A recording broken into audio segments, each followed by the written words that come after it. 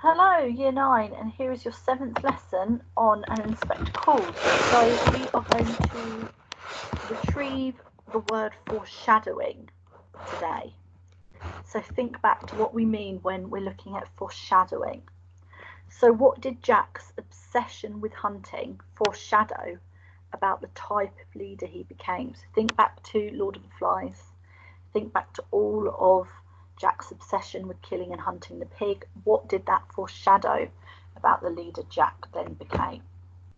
So you can pause the video and answer that question. So our new word today is evasive. Now, if someone is evasive, they're answering questions in a way that is not direct or clear, especially because you don't want to give an honest answer. So if you're being evasive, you're trying to not give a straight answer to a question, as if you've got something to hide. Okay, as you can see from the Latin meaning, to get away or to escape. So what issues is Mr. Burling evasive of in his speech? So think about some of the things Eric says, some of the suggestions Eric makes. How is Mr. Burling evasive of some big issues in his speech? Okay, so you can pause the video and answer those questions. So, how did Jack's obsession with hunting foreshadow the type of leader he became? Well, we know that Jack was increasingly bloodthirsty, and that at the start of the book he couldn't bring himself to slit the throat of the piglet trapped in the vines. And we know that I suppose that powerlessness or that cowardly inability to kill there is something that really struck Jax, and it really shaped the rest of his experience on the island, because he became obsessed with almost proving his worth and his manliness, for lack of a better word, through the killing of the pig. And what it foreshadowed as him as a leader would be how violent, how ruthless he was. Remember, we're told that he was tying up and torturing a boy called Wilfred. It foreshadows that he manipulates and controls the boys through fear of the beast, through this idea that he is the provider of meat, through hunting. He is the one that will ultimately protect them. You know, Lord of the Flies, as with all of the books that we do, particularly the dystopian fiction that we looked at, you know, before we were on lockdown, it's really, really interesting to look at the destructive power of fear, which, you know, as Betty rightly said in our lessons, is essentially what Lord of the Flies is about. So, you know, because of the boys' fear of the beast, Jack was able to protect them, or pretend he was protecting them anyway, manipulate them into thinking that what he was doing was protecting them, when actually he was using fear to control them. So, evasive then. Well, Mr. Burling is really evasive of talking about the war. So Eric says, what about war? And Mr. Burling is very dismissive of it as well. You know, he doesn't really want to give a straight answer. He just says, oh, it's just a few German officers talking nonsense, you know, people that have had a bit too much to drink. War will never happen. It's as if he's in denial or just truly ignorant. But he's very evasive of wanting to really give any detailed reasons to back up any of his views. So, our knowledge goal today is to analyse and evaluate how Priestley uses deliberate language choices to present Gerald and Eric in Act 1. So, we're going to think particularly about how they are presented as characters by themselves, but equally how their dialogue and how their interaction with Mr. Burling shapes their characters. So by the end of the lesson, you'll know how Priestley uses language to present Gerald and Eric in the first half of Act 1, how their differing interactions with Mr. Burling develop our impression of their characters, so whether they agree or disagree with what Mr. Burling is saying, how Mr. Burling speaks to them and treats them. And we're also going to be thinking about why Priestley chooses to present their characters in this way and how it links overall to his intentions. And remember, Priestley chose to write this play because he wanted to make society in 1945 or 1946 not go back to the dark days of 1912. He wanted society to move on, to embrace the principles of socialism, to get rid of the class system, and to teach us all that we have a responsibility as a collective group of human beings. And it is the responsibility of the rich to be mindful and to care for the poor. That is what Priestley is ultimately trying to teach us. So we are going to read the next section of the play, and we're going to stop when we hear the sharp ring of a doorbell, okay? And then we're going to come and we're going to answer these questions. So I'm going to try, as we have done before, to get the radio drama up, which worked well. So hopefully this will work. Oh, all right, Sybil. Thank you, dear. Don't keep Gerald in here too long. Eric, I want you a minute. Yes, Mother.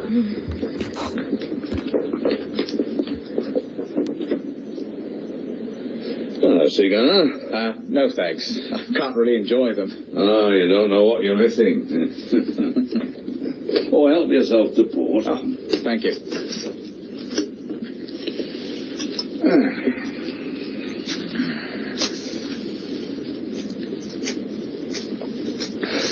Oh, by the way, now we're alone, there's something I'd like to mention, in strict confidence. I have an idea your mother feels you might have done better for yourself socially. I say. Oh, no, that's all right. Now, Lady Croft comes from an old county family, landed people and so forth. It's only natural. Right, so Mrs. Burling, Sheila and Eric have all left the room, and we currently have Mr. Burling and Gerald left by themselves. And now they're by themselves, Mr. Burling says something really important to Gerald, and that is that he is concerned Gerald's mother, in particular Lady Croft, doesn't necessarily approve of Gerald's marriage to Sheila. Now, this is really important because we have Priestley talking here about class issues. Now, remember, Mr. Burling and the Burling family are an upper middle class family. But they are an upper middle class family because Mr. Burling is a successful manufacturer. He's a successful factory owner. We already know that it is unlikely he was born into the upper middle classes and instead is what we would call a self-made man. He has made his money and because of his wealth has risen probably from lower middle class to upper middle class. And our main evidence for this is that Mrs. Burling is his social superior, and we've seen already that she has better manners and a way of speaking than him. Gerald, however, is an aristocrat. He is from the upper classes because his father and mother are Lord and Lady Croft. So really, Gerald is marrying beneath himself socially. The Burling family may have as much money as the Crofts, but what they do not have is the status. And Mr. Burling says this when he said Mrs. Lady Croft is, old country folk, landed people and so forth. He's talking about this inherited wealth of the aristocrats, the inherited title, the inherited, large estate, mansion, the inherited lands. And that's, of course, what makes you an aristocrat. It's this idea of handing down your title, your estate, your businesses through the generations. Now, this is really important because, remember, this is a play about social class. And what we have here is Mr. Burling very, very aware of just what an important marriage this is for his family, because Sheila will become Lady Croft. Remember, you can either be an aristocrat through birth or, like Sheila, marriage.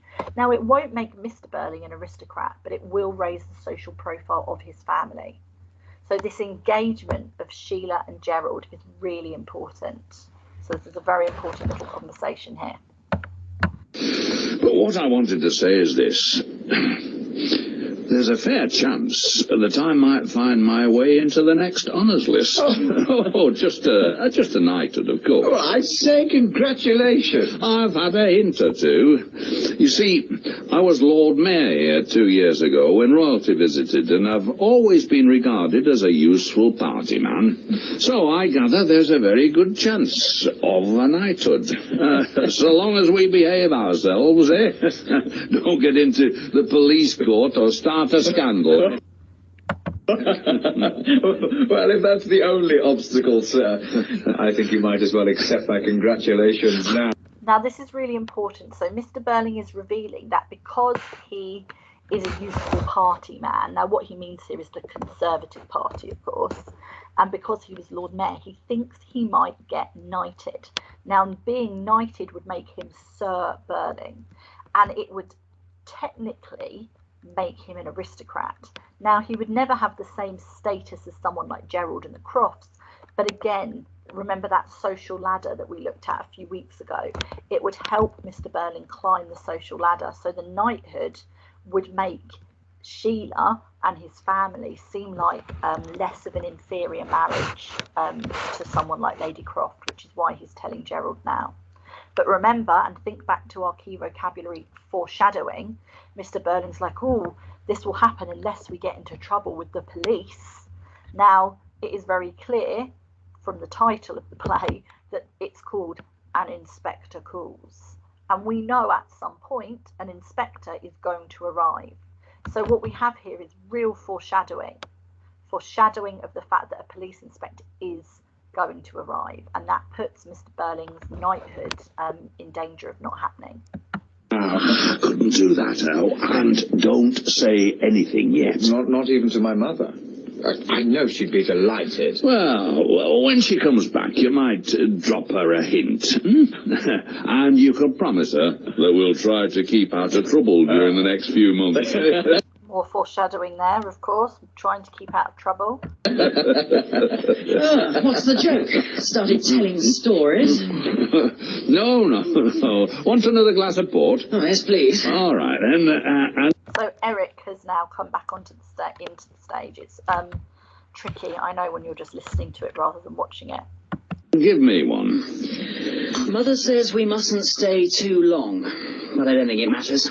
I left them talking about clothes. You think a girl had never had any clothes before she gets married? Women are potty about them. You've got to remember, my boy, that clothes mean something quite different to a woman. Not just something to wear, not only something to make them look prettier, but, well, a sort of sign or token of their self-respect. Now, this is quite interesting. You've heard me talk about the word misogyny before. You know, misogyny is this idea of men looking down upon women or sort of talking down to women. And what we have here is a real misogynistic attitude that, you know, women are potty or mad about clothes. And Mr. Burling says, yes, because their appearance, the way they dress is a sign of their self-respect. Now, this is misogynistic because, of course, it is linking into the attitude of the time that a woman's appearance is all that really matters, a way a woman presents themselves, because women were really seen, particularly upper class or upper middle class women, were really seen as these sort of objects of desire, to be all their only purpose was to find a husband. So obviously the prettier you look and the richer you are, the easier that's going to be. You know, a woman does not need to be known for their mind or their talent or their intellect or their opinions. And remember, Priestley was an advocate for women's rights. So he is deliberately wanting to expose these misogynistic attitudes to try and show that this, you know, women are capable of being so much more than what they choose to wear. That's true. Yes, I remember. What do you remember? Nothing. Nothing? Sounds a bit fishy to me. No. You don't know what some of these boys get up to nowadays, Gerald. More money to spend and time to spare than when I was Eric's age. Oh, they worked as hard in those days and kept us short of cash. Though even then, we broke out and had a bit of fun sometimes. I bet you did. Yeah, but this is... So what we have here then is Eric being evasive. And this is some more really important foreshadowing that you pick up on once you've read the play once. They start talking about a woman and women's opinion of clothes, and Eric says, oh yes, I remember, and then suddenly stops himself talking. He shuts himself up as if he's got something to hide linked to a woman. And both Gerald and Mr. Burling pick up on this and sort of tease him about it, but Eric remains evasive. He doesn't want to reveal any more. So we have suspicions here that Eric has got a secret involving a woman. What we also have is this, again, male attitude of breaking out and having fun. And this idea that, you know, women, particularly lower class women, were viewed often as objects of just fun or desire for men.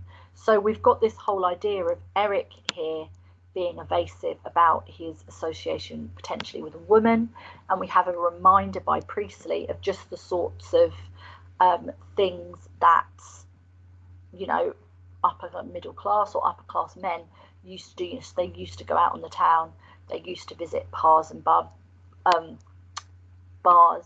pubs, music halls, and these sorts of places would be frequented by prostitutes, and prostitutes were very, you know, in large numbers in the big cities and towns, because it was generally a place or a job that a lot of poor women were forced into, simply because it was that or starved to death.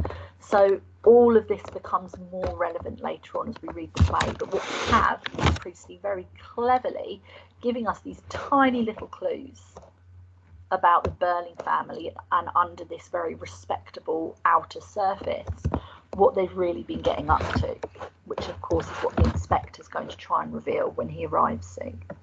Is the point. What so many of you young fellas don't seem to understand now, when things are so much easier, is that a man has to make his own way, has to look after himself. Oh, and his family too, of course, when he has one. So long as he does that, he won't come to much harm. But the way some of these cranks talk and write now, you'd think everybody has to look after everybody else, as if we were all mixed up together like bees in a hive. Yeah, community, all that nonsense. But take my word for it, and I've learned in the good hard school of experience, a man has to mind his own business and look after himself and his own. And so this is a really important speech. What we basically have here is Mr. Burling giving more capitalist opinions or ideology. He's talking about how a man should just be responsible for looking after himself and his family, and anybody else who talks about community, anybody else that talks about everyone being mixed up together like bees in a hive, this idea of social responsibility, being responsible for one another, are cranks or idiots. So what we have basically is Mr. Burling saying anybody with a socialist attitude is an idiot, is a fool, and that actually we don't have to concern ourselves with other people. We just have to concern ourselves with ourselves. So it's this every man for himself attitude. And what we have here is the sharp ring of a doorbell, it tells us in the stage direction. So it is, again, quite obvious. The only character left to come onto stage that we haven't met yet is Inspector Gould.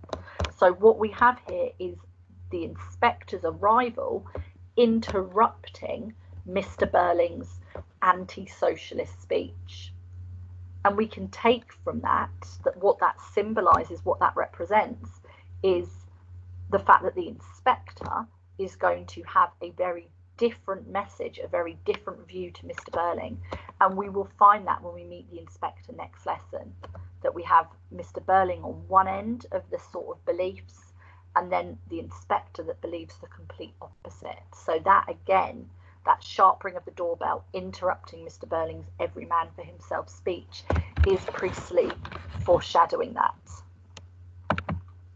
So I'm just going to get our PowerPoint back up, which, sorry, will take a few seconds.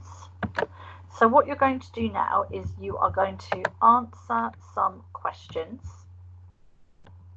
just to consolidate your understanding of what we've just read. Sorry, it should appear in a second now. There we go. So you can pause the screen and answer these questions. So why is it important that Mr. Burling thinks Gerald's parents might not approve of his marriage to Sheila? So why is that an important plot point? Why is Mr. Burling's potential knighthood very important for him? What will it mean for his social status?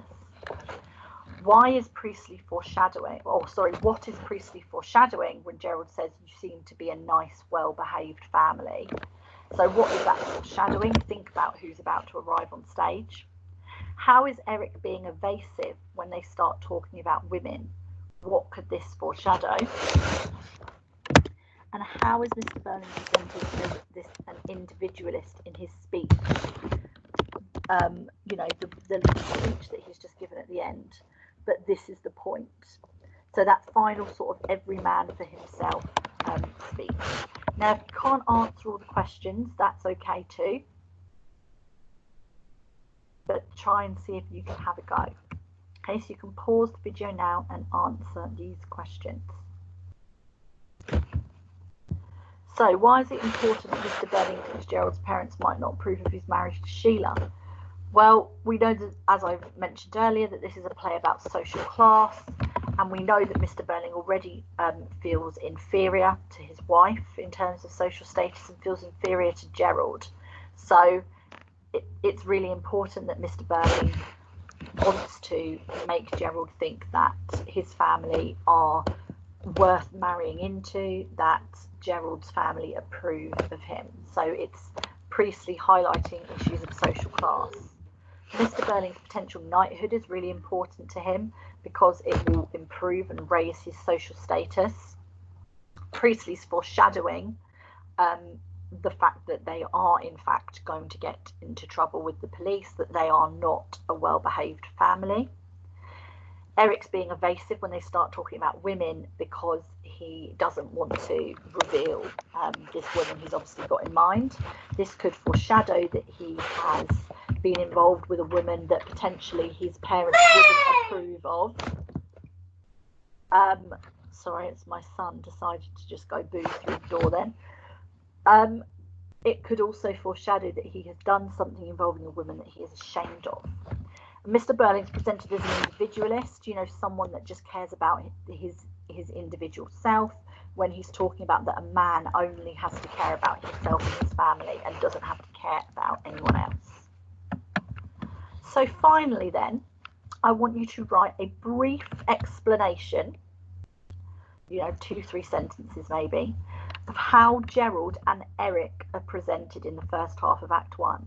So write an explanation of your impressions of Gerald and Eric so far in the play.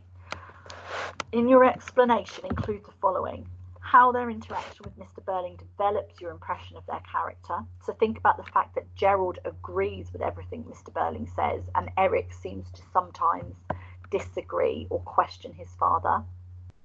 How they represent or present capitalist or anti-socialist views. So again, think about which character is agreeing with Mr. Burling and which character generally isn't, and how the presentation of their characters links to Priestley's intentions. So, you know, think about why is he making Eric come across as slightly more open-minded than Gerald. Think about the difference in their social class, the fact that Gerald is an aristocrat, Eric is not. What possible message could Priestley be giving? So again, you can pause the video and make those notes. Okay, finally then, to end the lesson, what could Eric's evasiveness be foreshadowing? So almost summing up what we've learned today about why Eric could be evasive. We're thinking about foreshadow or foreshadowing. What does Mr. Burling's comment about not getting in trouble with the police foreshadow? So that's it for today. Tomorrow we will meet Inspector Gould. See you then.